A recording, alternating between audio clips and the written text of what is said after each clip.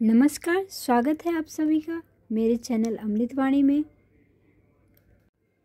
आज मैं लेकर आई हूँ परम पूज्य गुरुदेव पंडित श्री राम शर्मा आचार्य द्वारा लिखित पुस्तक भाव संवेदनाओं की गंगोत्री। इस पुस्तक में महर्षि वेद व्यास की अंतर्व्यथा की बात कही गई है। तो चलिए वीडियो को स्टार्ट करते हैं। आपके चेहरे पर खिन्नता के चिन्ह।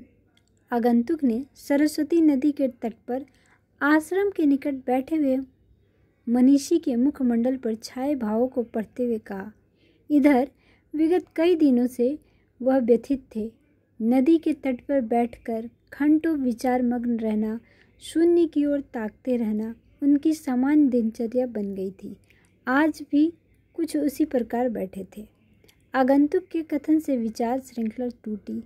अरे देवऋषि, आप! चेहरे पर आश्चर्य और प्रसन्नता की मिलीजुली अभिव्यक्ति झलकी। पर आप व्यथित क्यों हैं? उन्होंने पास पड़े आसन पर बैठते हुए कहा। पीड़ा निवारक को पीड़ा, वैद्य को रोग। कैसी विचित्र स्थिति है।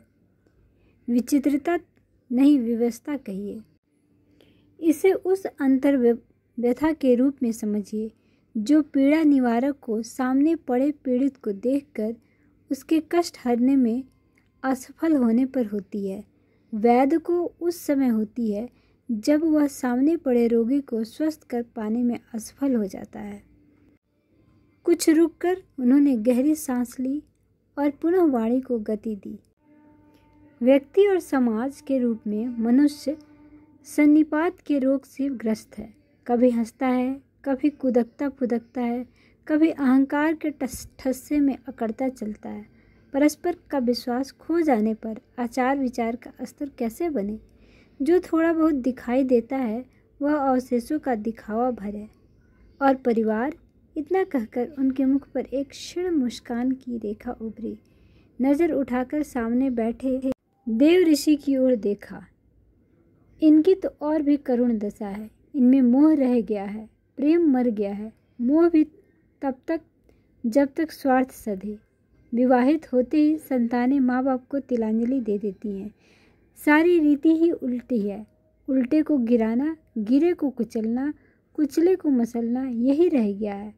आज मनुष्य और पशु में भेद आचार विचार की दृष्टि से नहीं वरन आकार प्रकार की दृष्टि से है।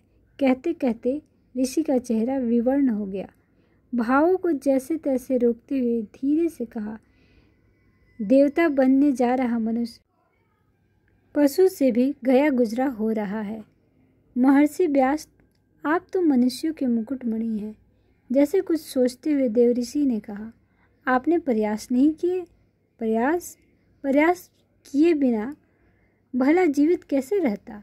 जो भटकी मानवता को राह सुलझाने हेतु प्रयत्नरत नहीं है, हाथ पर हाथ धरे बैठा है, स्वयं की बौद्धिकता के अहम से ग्रस्त है, उसे मनीषी कहलाने यहाँ तक कि जीवित रहने का भी हक नहीं है। किस तरह के प्रयास किए? मानवीय बुद्धि के परिमार्जन हेतु प्रयास। इसके लिए वैदिक मंत्रों का पुनः वर्गीकरण किया, कर्म कांडों का स्वरूप संवारा ताकि मंत्रों में निहित दिव्य भावों को ग्रहण करने में सुविधा हो। पर क्या? प्राणों को छोड़कर लोग सभी कर्मकांडों के कलेवर से चिपट गए। वेद अध्ययन की जगह पूजा की वस्तु बन गए। यहीं तक सीमित रहता तो तब भी गनीमत थी। उनकी उटपटांग व्याख्याएं करके जाति भेद की दीवारें खड़ी की जाने लगी। फिर पुराणों की रचना की, जिसका उद्देश्य था वेद में निहित सत्य सद्विचारों को कथाओं के माध्यम से जन जन के गले उतारा जा सके, जिसमें बौद्धिकता के उन्माद का समन हो। किंतु क्या? यह प्रयास भी आंशिक सफल रहा। सहयोगियों ने स्मृतियाँ रची, पर यह सब बुद्धिमानों के जीविकोपार्जन का साधन बनकर रह गए। जन जन के मानस में फेरबदल करने का अभियान पूरा नहीं हुआ। बुद्धि सुधरी नहीं, अहम गया नहीं। परिणाम महाभारत के युद्धोन्माद के रूप में सामने आया। विद्वान धन का गुलाम और धन दुर्बुद्धि के हाथ के कठपुतली। सारे साधन इसी के इर्द गिर्द। अपने को ज्ञानी कहने और विद्वान बुद्धिमान बलवान समझने वाले सभी दुर्बुद्धि के दास सिद्ध हुए। देश और समाज का वैभव एक बार फिर चकनाचूर हुआ, पर मैं अकेले चलता रहा, प्रयासों में शिथिलता नहीं आने दी। महर्षि के स्वर में उत्साह और देवर्षि के चेहरे पर उत्सुकता झलक रही थी। कुछ रुककर बोले, महाभारत की रचना की, मानवीय कुकृतियों की विविधता का चित्रण किया, सत्य कर्मों की राह दिखाई, वह सभी कुछ ढूंढ कर संजोया जिसका अवलंबन लेकर मानव सुधर सके, संवर सके, बुद्धि विगत से सीख सके, पर परिणाम वही ढाक के 3 पात। तो क्या प्रयास से विरत हो गए महर्षि? देवर्षि का स्वर था, नहीं, विरत क्यों होता? कर्तव्य निष्ठा का ही दूसरा नाम मनुष्यता है। एक मनुष्य का जो कर्तव्य है वह अंतिम सांस तक अनवरत करता रहूँगा। सचमुच यही निष्ठा है। हाँ, तो महाभारत का समुचित प्रभाव न देखकर यह सोच उभरी कि शायद इतने विस्तृत ग्रंथ को लोग समयाभाव के कारण पढ़ न सके हों। इस कारण ब्रह्मसूत्र की रचना की, सरल सूत्रों में जीवन जीने के आवश्यक तत्वों को संजोया, एकता समता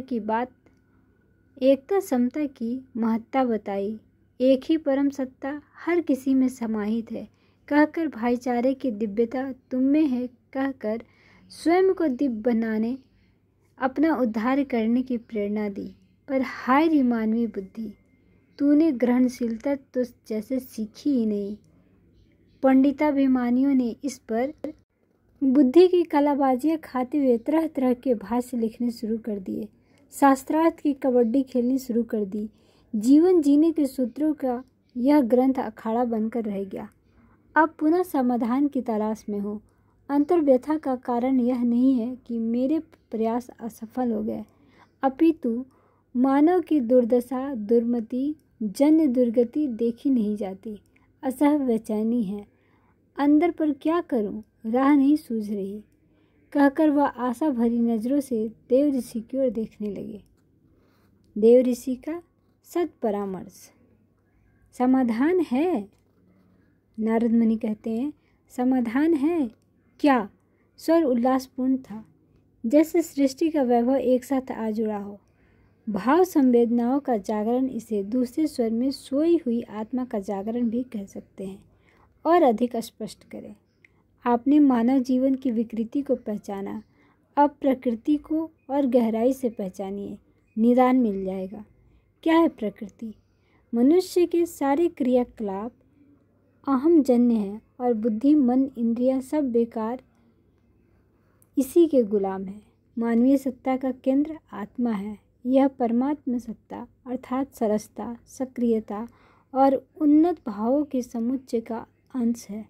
आत्मा का जागरण अर्थात उन्नत भावों, दिव्य संवेदनाओं का जागरण, न केवल जागृति वरन सक्रियता, श्रेष्ठ कायों के लिए, दिव्य जीवन के लिए। पर भाव तो बहुत कोमल होते हैं। महर्षि के स्वरों में हिचकिचाहट थी। नहीं, ये एक साथ कोमल और कठोर दोनों हैं। सत प्रवृत्तियों के लिए मनुष्य जैसे कोमल, उनमें सुगंध भरने वाले, और दुष्प्रवृत्तियों के लिए ब्रज की तरह एक ही आघात में उन्हें छितरा देने वाले। भावों के जागते ही उनका पहला प्रहार अहंकार पर होता है। उसके टूटते बिखरते ही मन और बुद्धि आत्मा के अनुगामी बन जाते हैं। मन तब उन्नत कल्पनाएं करता है, बुद्धि हितकारक समाधान सोचती है। भाव संवेदनाओं का जागरण एकमेव समाधान है, व्यक्ति विशेष का ही नहीं, समूचे मानव समूह का। मन और बुद्धि दोनों का कुमार के भटकाव से निकालकर सन्मार्ग पर लगा देने की क्षमता भाव संवेदनाओं से ही है। पर मानवीय बुद्धि बड़ी विचित्र है, कहीं भावों की जगह कुत्सा न भड़का ले। आपकी आशंका निराधार नहीं है महर्षि, किंतु इस कारण भयभीत होकर पीछे हटना आवश्यक नहीं है। आवश्यक है सावधानी, जागरूकता। भाव कर्म उन्मुख होंगे। लोक हितकारी लक्ष्यों के लिए ही भाव संवेदनाओं का आह्वान किया जाएगा। भावों के अमृत को सद्विचारों के पात्रों से ही संजोया जाएगा। विवेक की छाननी से इसे छाना जाएगा।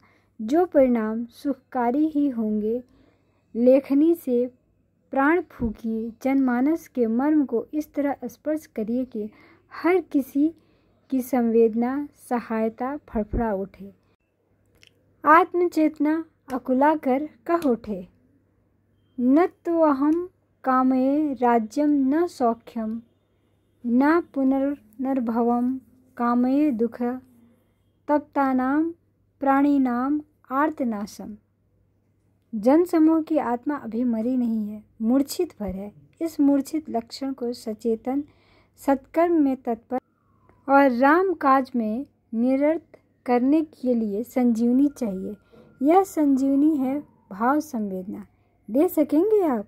यदि दे सकेंगे तो विश्वास करें, स्थिति कितनी भी जटिल क्यों न हो, अंधेरा कितना ही सघन क्यों न हो, आत्मा के दिव्य भाव का तेज प्रकाश इसे तहस नहस करने में समर्थ हो सकेगा।